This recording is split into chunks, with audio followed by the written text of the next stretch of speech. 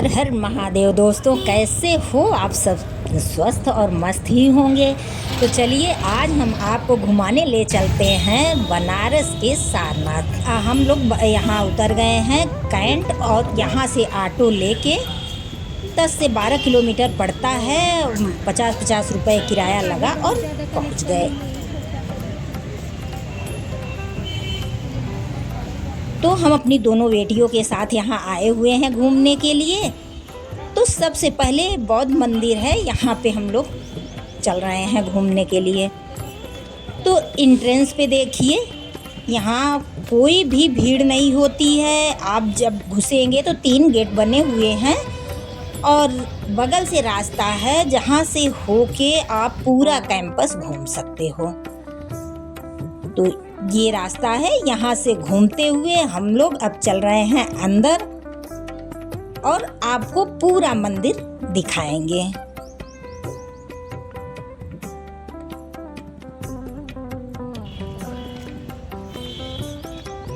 तो दोस्तों हम लोग आ गए हैं सारनाथ में, अभी बस घूमने निकले हैं। आपको भी पूरा वीडियो दिखाएंगे जहाँ जहाँ चलेंगे।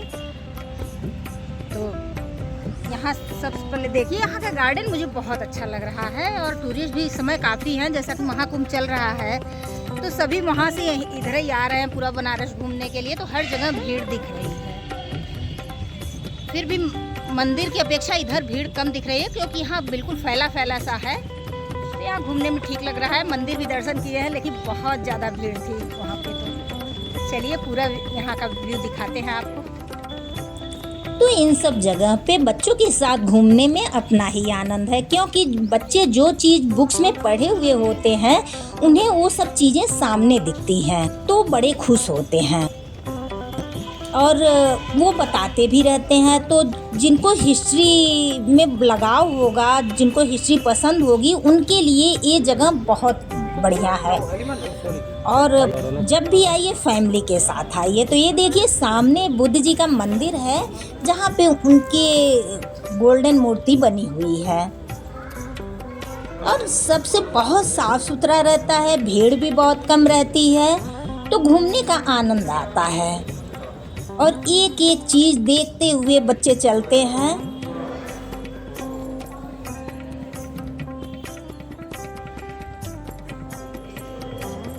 तो दोस्तों सारनाथ वो जगह है जहाँ पे बुद्ध जी ने अपने 5 शिष्यों को अपना पहला उपदेश दिया था।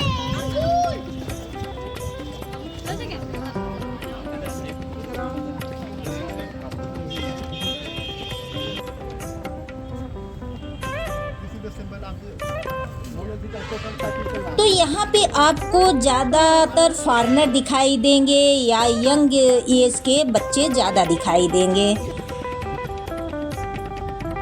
और यहाँ का गार्डन बहुत सुंदर है, बहुत साफ सुथरा है।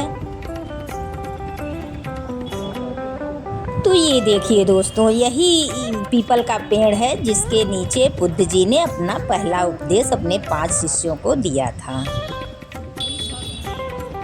और यहाँ पे सुंदर सुंदर मूर्तियाँ भी लगाई गई हैं और मुझे ये बहुत सुंदर लगा। ये देखिए सिंदूर का पेड़, इसमें काफ़ी फल आए हुए थे लेकिन गार्डन के अंदर जाने की इजाज़त नहीं थी। बस रोड पे ही आप जाते हुए गार्डन को देखते रहिए। तो बस पूरे रोड से हम लोग घूमते हुए गार्डन को देख रहे थे। बहुत सुंदर सुंदर प्लांट भी थे यहाँ पे। तो हम लोगों ने काफ़ी फ़ोटो भी खिंचाई बच्चों के साथ और बहुत मज़ा आया घूमने में।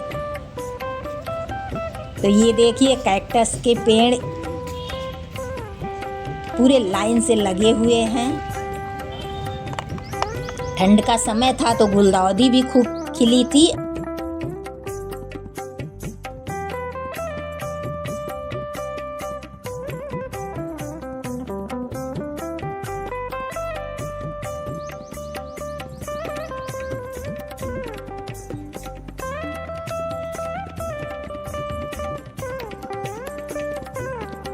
और मछलियाँ देखिए, पानी इतना साफ था कि साफ साफ पूरी मछलियाँ दिख रही थी यहाँ पे।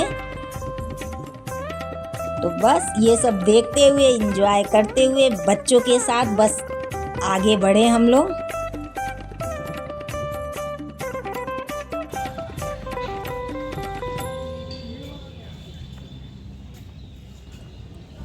अब हम लोग महाकुंभ के समय यहाँ आए थे तो बाबा विश्वनाथ में भी दर्शन करने गए थे। बहुत ज़्यादा भीड़ थी वहाँ पे, लेकिन उसी के बाद यहाँ पर आए तो बहुत शांति था। और यहाँ बुद्ध जी का देखिए बहुत बड़ी मूर्ति लगाई गई है।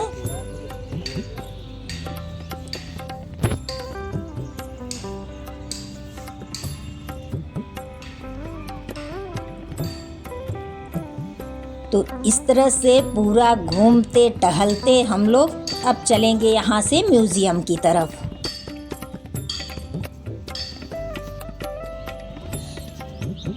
अब पहले तो इतना बड़ा नहीं था, हम बहुत पहले भी गए थे, पहले हम वहीं पे रहते थे, लेकिन 2004 से हम प्रयागराज आ गए और अब हम गए तो काफ़ी चेंज हमें वहाँ पे दिखा। तो वहाँ से निकले तो बच्चों का आइसक्रीम खाने का मन था, तो हम लोग आ गए आइसक्रीम वाली शॉप पे। सब लोगों ने अपना आइसक्रीम लिया और देखिए इनका आइसक्रीम टूट गया, जैसे ही खोली तो पूरे हाथ में लग गया। एक ये टिश्यू ले लो ना। तो बस ऐसे ही मौज मस्ती के साथ हम लोग पहुँच गए म्यूजियम देखने के लिए। पहले तो एक गेट से आप घुसते थे और सब कुछ एक ही जगह पे रहता था, घूम टहल के आप देख लो।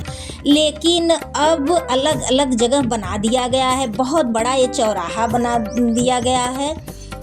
तो देख के हम भी अचंभित थे कि जब हम देखे थे तो बहुत छोटा था ये सब, और सारनाथ इतना डेवलप भी नहीं था, लेकिन अब तो बहुत अच्छा लगने लगा है। और यहाँ टिकट भी अब लगने लगा है, तो म्यूज़ियम में जाने के लिए 25-25 रुपए का टिकट लग रहा था।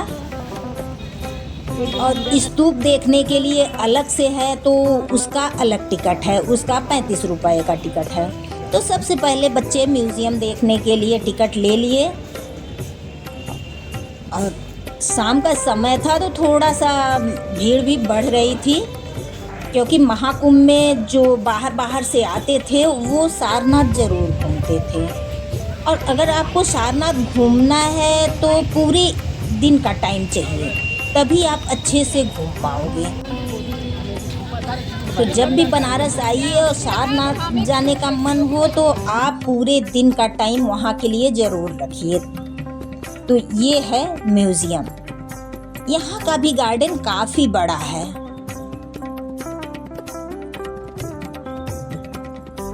तो ये पूरा कैंपस है म्यूज़ियम का।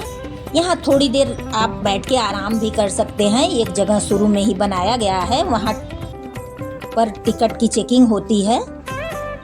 उसके बाद ये सब बाहर से आप देखते हुए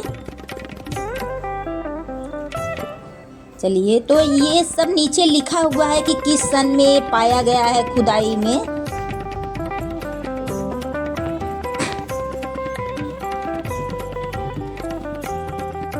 तो बच्चे बड़े आराम से इसको देखते हुए पढ़ते हुए चल रहे थे, उनको बहुत मज़ा आ रहा था।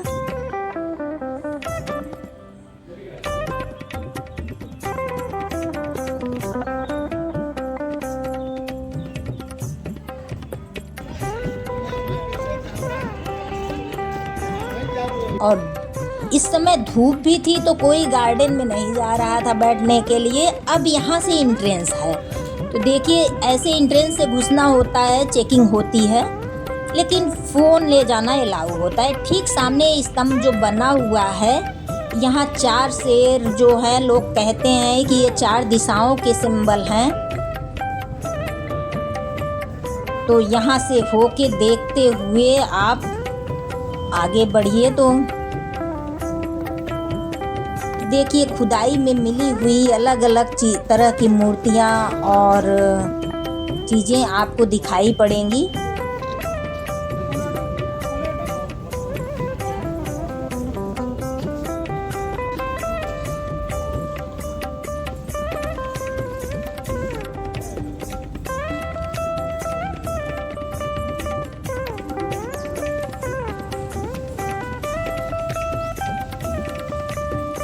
और बहुत सुंदर बनाया गया है। पहले ये सब चीज़ें नहीं थी, और जैसे कि पहले के ज़माने में किस तरह से बर्तन यूज़ किए जाते थे या किस तरह की मूर्तियाँ बनाई जाती थी, सब कुछ यहाँ पे ज्वेलरी है, किस तरह की ज्वेलरी लोग पहनते हैं। तो खुदाई में जो जो मिला था वो चीज़ें यहाँ पे देख के लगता है कि पहले के लोग भी बड़े मॉडर्न रहे होंगे, क्योंकि बर्तन भी बहुत अच्छे अच्छे यहाँ पे लगाए गए हैं, टूटे फूटे ही सही, लेकिन हाँ पता चल रहा है कि क्या यूज़ होता था उस समय।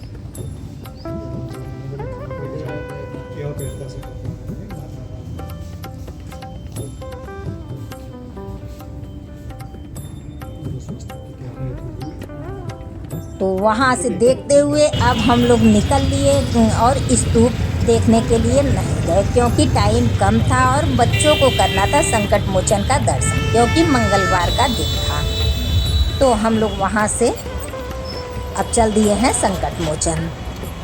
तो संकट मोचन में तो फ़ोन बाहर ही जमा करा लिया जाता है, कोई शुल्क नहीं लेते हैं। तो ये देखिए मंदिर है, वहाँ पहुँच गए हैं। अब चलेंगे अंदर दर्शन करने के लिए। तो प्रसाद अंदर भी मिलता है, लेकिन बाहर से ही फूल माला हम लोग ले लिए थे और प्रसाद अंदर लिए थे, क्योंकि अंदर का प्रसाद बहुत ही स्वादिष्ट होता है। तो यहाँ पर दर्शन करने के बाद रात हम लोग रूम पर बेटी के रुके और वहाँ से फिर 4 बजे भोर में ही नहा धो के 80 घाट की आरती देखने के लिए निकल लिए। तो यहाँ देखिए आरती चल रही है। अगर आपको बनारस में खास चीज़ें घूमनी है ना, तो रात रुकना ही पड़ेगा, तभी आप अच्छे से घूम पाएंगे।